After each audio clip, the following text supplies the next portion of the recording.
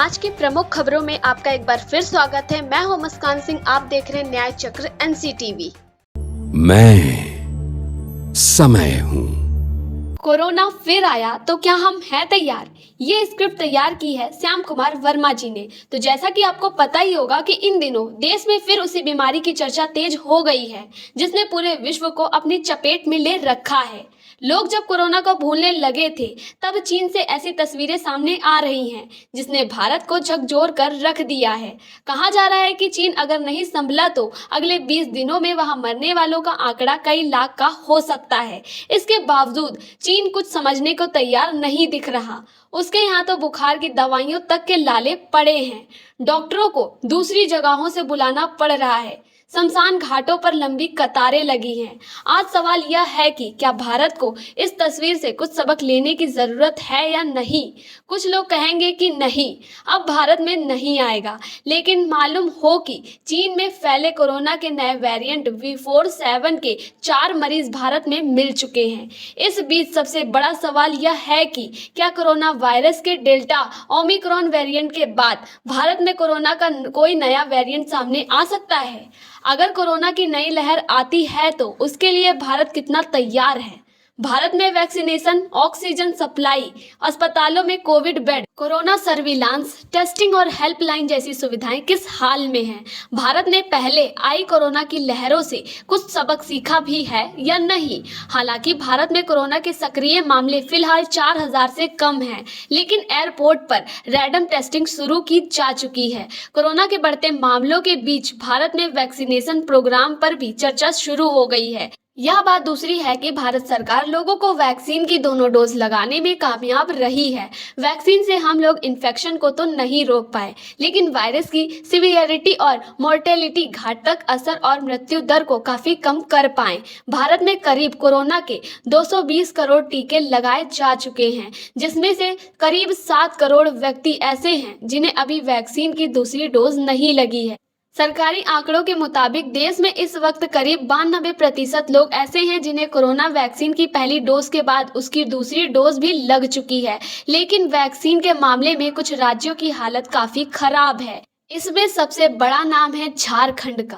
यहाँ सिर्फ 74% लोग ही ऐसे हैं जिन्होंने कोरोना वैक्सीन के पहले टीके के बाद दूसरा टीका भी लगवाया है। झारखंड के बाद मेघालय, नागालैंड, मणिपुर, चंडीगढ़ और महाराष्ट्र जैसे राज्यों के नाम आते हैं। वहीं आंध्र प्रदेश, जम्मू और कश्मीर, कर्नाटक ऐसे राज्य हैं जहाँ कोरोना वैक्सीन की दूसरी डोज का नंबर पहली डोज से भी ज्यादा है।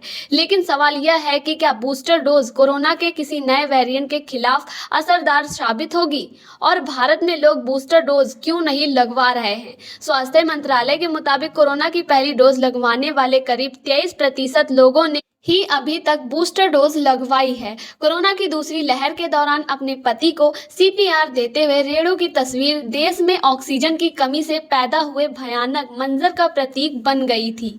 न सिर्फ सड़कों पर बल्कि अस्पतालों में भी भर्ती मरीज भी ऑक्सीजन की कमी के चलते दम तोड़ रहे थे। गंगा किनारे शवों का ढेर देखा गया था। शमशान घाटों पर लंबी कतारों को हम अभी भूले नहीं हैं।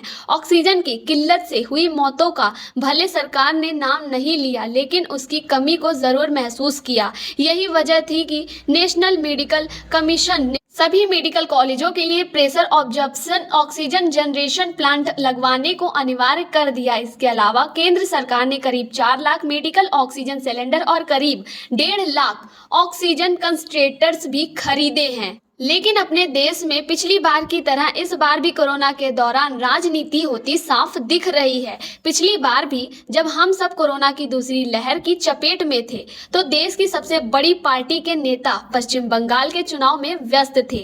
उसके बाद यहाँ उत्तर प्रदेश में पंचायत चुनाव कराए गए। इन चुनाव के बाद ही यहाँ कोरोना काल का ग्रास बनकर सामने आया था। अस्पतालों से लेकर सड़कों तक कतारें लगी थी। न अस्पताल मरीज ले पा रहे थे, न शमशान घाट शवों का अंतिम संस्कार कर पा रहे थे। इसी तरह इस बार भी केंद्र सरकार की ओर से राहुल गांधी की भारत जोड़ो यात्रा को कोरोना की सियासत का केंद्र बनाया गया है, जबकि कांग्रेस कह रही है कि भाजपा अपने कार्यक्रम रोके अभी कुछ दिनों बाद उत्तर प्रदेश में बड़े पैमाने पर फिर भीड़ इकट्ठा होगी, जनसभाएं होंगी, क्योंकि यहाँ पर भी निकाय चुनाव की तारीखों का ऐलान जल्द होने वाला है।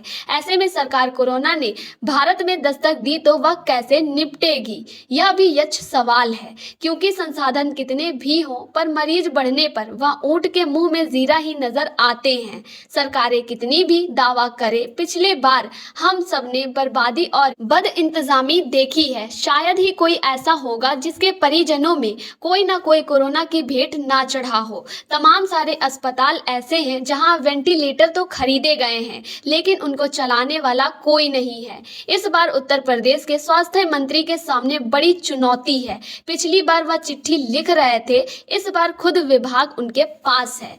तो इस पर आपकी क्या राय है? अपने सुझाव हमें कमेंट बॉक्स में देना ना भूलें, और जिसने हमारे चैनल को सब्सक्राइब नहीं किया है फटाफट से सब्सक्राइब कर लें और वीडियो को ज़्यादा से ज़्यादा शेयर करें। धन्यवाद।